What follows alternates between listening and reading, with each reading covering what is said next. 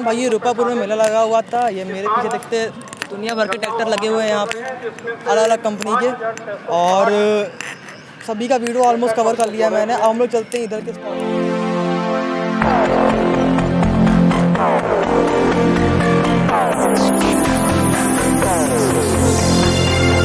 सभी किसान भाइयों का बहुत बहुत स्वागत है इस किसान मेले में। ये जो किसान मेला आयोजित किया गया है रूपापुर शुगर मिल में, जो कि DSCL ग्रुप की शुगर मिल है, और मेरा नाम हिमांशु पटेल है और मैं बरेली शहर का रहने वाला हूँ। अभी क्या है, हम लोग FMC कंपनी के स्टॉल पे हैं, आए हुए हैं, और यहाँ पर हम लोग कैसे जानेंगे। यहाँ पर सभी किसान भाई हैं, सभी का स्वागत है, वो यहाँ आ सकते हैं और उनको जैसे हम लोग क्या करते हैं, प्रोडक्ट के बारे में जो भी है नॉलेज के बारे में बात करते हैं कि कैसे वो खेती अपनी बेहतर बना सकते हैं।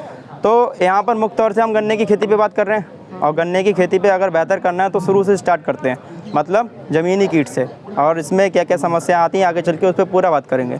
तो ज़मीनी कीट से अगर बात करें तो ज़मीन में जो आने वाले कीट जो होते हैं, ज़मीन से एक जो नीचे आते हैं एक ऊपर आते हैं, वो मुख्य तौर से 4 प्रकार के होते हैं जो कि हर साल आते हैं आपके खेत में। तो अगर ज़मीन से नीचे आने वाले कीटों पर अगर हम बात करें तो आपको जो है दीमक और सफ़ेद गिटार आती हुई दिखती होगी, जो कि आपके खेत में आती है, जो कि ज़मीन से निचले से ही नुकसान पहुंचाने लगती है। ज़मीन की जो गन्ने की आप बुआई करते हो उसमें अटैक करके। तो उसके प्रबंधन के लिए क्या कर सकते हैं आप, अगर खेत में केवल दीमक की समस्या है तो आप उसमें आधा लीटर टॉल स्टार का इस्तेमाल कर सकते हैं, जो कि आपका 1 एकड़ तक लगेगा आपको, ठीक है। और अगर आपके खेत में जैसे गिटार है और दीमक है, दोनों चीज़ें हैं, तो आप दोनों का प्रबंधन के लिए और कंप्लीट सॉल्यूशन जो कि आपका ज़मीन से नीचे आने वाले कीटों को कंट्रोल करते हैं, तो उसमें आप क्या कर सकते हैं, टॉल स्टार प्लस का उपयोग कर सकते हैं, जिससे कि आपके ज़मीन से नीचे आने वाले कीटों का कंप्लीट प्रबंधन करेंगे और कंप्लीट आपका सॉल्यूशन रहेगा, जिसमें आपको आगे चल के भी कोई दवाई का ज़मीनी कीट के लिए इस्तेमाल नहीं करना पड़ेगा। तो ये तो बात हुई ज़मीन से नीचे आने वाले कीट की। और ज़मीन से ऊपर आने वाले कीट पे अगर वार्तालाप करें तो फिर आप सभी लोग जानते होंगे कि ज़मीन से जो ऊपर कीट आते हैं वो होते हैं कंसुआ और चोटी बेधक। तो कंसुआ और चोटी बेधक पे आप सभी किसान भाई, मुझे लगता है जो भी अगर वीडियो देख रहे होंगे तो 10 में से 9 लोग जो है उस चीज़ को इस्तेमाल करते हैं, जो कि जिसका नाम है कोराजन, जो कि कंसुआ और चोटी बेधक का बहुत ही अच्छे तरीके से प्रबंधन करता है, कंट्रोल करता है। तो इसको आप क्या कर सकते हैं, 150 ml प्रति एकड़ के हिसाब से इस्तेमाल कर सकते हैं। इसका क्या है कि मुख्य केवल 3 ही बातें हैं कि सही समय, सही डोज और सही तरीका। सही डोज जो है वो 150 ml है, सही समय है पहले पानी से पहले, और सही तरीका है क्या, इसको 150 ml दवाई को लगभग 400 लीटर पानी तक इस्तेमाल करना है और ड्रेंचिंग करना है। तो ये ज़मीन से ऊपर की कीटों की बात हो गई। अब आगे चलते हैं, ज़मीन से ऊपर की कीटों की बात हो गई, ज़मीन से नीचे की कीटों की बात हो गई, और कुछ अलग तरीके से भी जो है अपने खेत में समस्याएं आती हैं।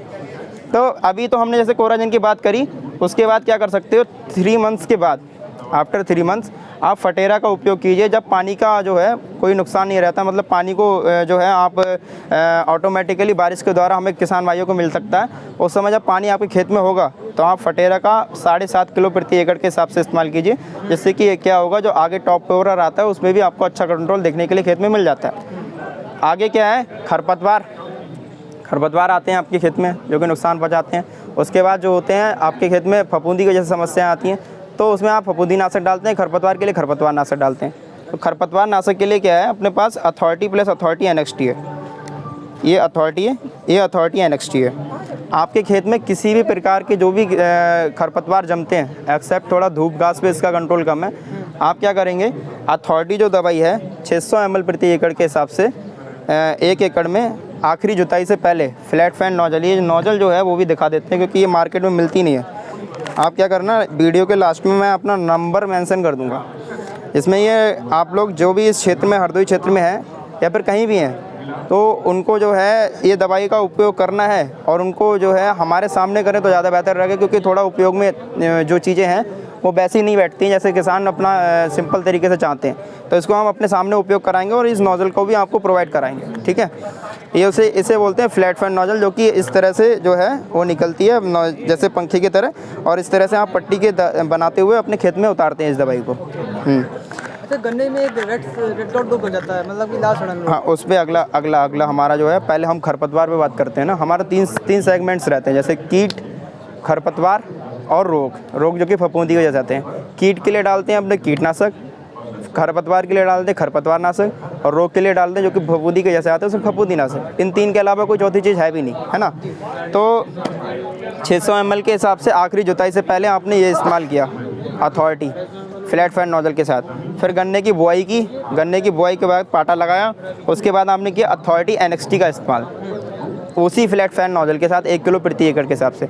जब आप इसका उपयोग कर लेंगे, जो किसान भाई इतना खर्चा करते हैं खरपतवार को कंट्रोल करने के लिए, लेकिन वो कुछ हो नहीं पाता, मजदूर लेबर लगाते हैं, वो सब चीज़ कुछ नहीं करनी है, केवल इसका उपयोग करेंगे आप, और सारा का सारा प्रबंधन ये करेगा, कंट्रोल ये करेगा।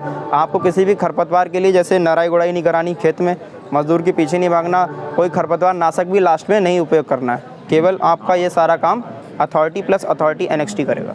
आगे बढ़ते हैं, जो कि आपका ही प्रश्न था कि जैसे बाद में समस्याएं आती हैं, रोग वगैरह लग जाते हैं, तो रोग से पहले थोड़ा सा एक चीज़ और भी है, उस पर ज़रा बात कर लेते हैं कि जब गन्ना बड़ा होता है तो उसमें क्या होता है कि गोप में आपको ब्लैक बग जैसे बोलते हैं, काली चींटी मिलती है लगी हुई, तो उसके लिए हम क्या इस्तेमाल करवाते हैं, टॉल स्टार और मार्शल 250 ml के हिसाब से ये उपयोग कराते हैं, जिसमें क्या होता है कि जो ब्लैक बग आता है ना, वो पूरा का पूरा कंट्रोल करते हैं। साथ में हम क्या करते हैं, इसमें फेरो स्टार का इस्तेमाल करवाते हैं 100 ml प्रति एकड़ के हिसाब से, ये ग्रोथ पे काम करता है। तो ये कंप्लीट यहाँ तक आपका सॉल्यूशन हो जाता है।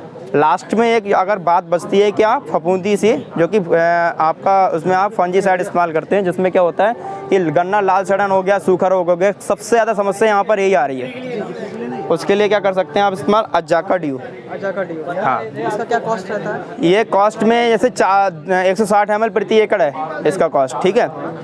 160 ml 5 बीघा का हो गया, यहाँ पर 5 बीघा में पड़ता है, और 200 ml की पैकिंग आती है, 6 बीघा में आप इस्तेमाल कर सकते हैं। 200 ml की पैकिंग आपको पड़ेगी 700 रुपये की तरफ, 600 से 700 रुपये की तरफ। आप जब 600 से 700 रुपये की तरफ आप ये खर्च कर रहे हैं, तो आपको क्या क्या चीज़ मिलती है और कैसे उपयोग करना है। आपके खेत में पहली बात तो 80 से 90% तक जो है ये कंट्रोल दिखाई देगा कि आपके खेत में लाल सड़न और सूखा रोग इस बार कम आया।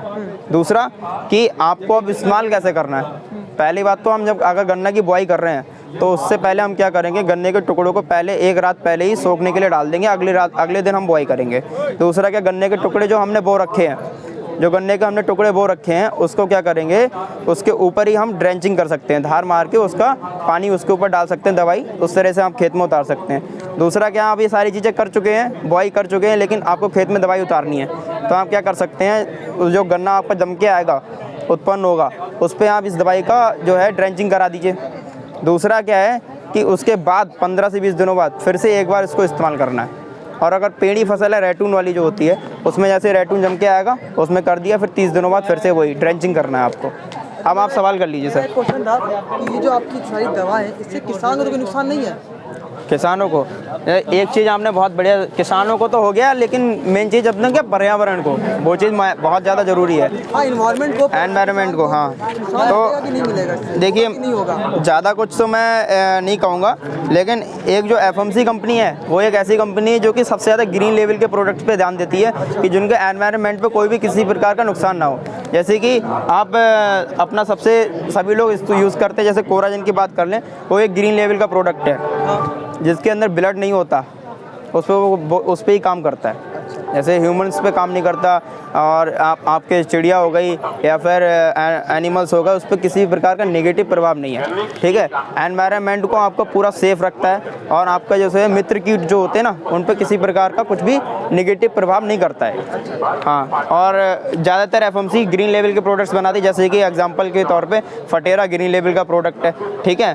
और पैकेट रखा हुआ है कि किस चीज़ में काम आता है ये फेरोएग्रो जी, फेरोएग्रो। अभी जैसे हमने बात कर ली कीटनाशक पे, खरपतवार नाशक पे और फफूंदी नाशक पे, ठीक है। अभी क्या है, ये तो सेगमेंट अलग हो गया। अब मेन सेगमेंट जो अलग फार्मर्स के जाते हैं, हमारे खेत में ग्रोथ दिखे, ग्रोथ वगैरह अच्छी हो, तो उसके लिए क्या FMC का जैम आता है फेरोएग्रो GR। ये 10 किलो प्रति एकड़ के हिसाब से पड़ेगा। ये क्या है, जिप्सम वाला जैम है।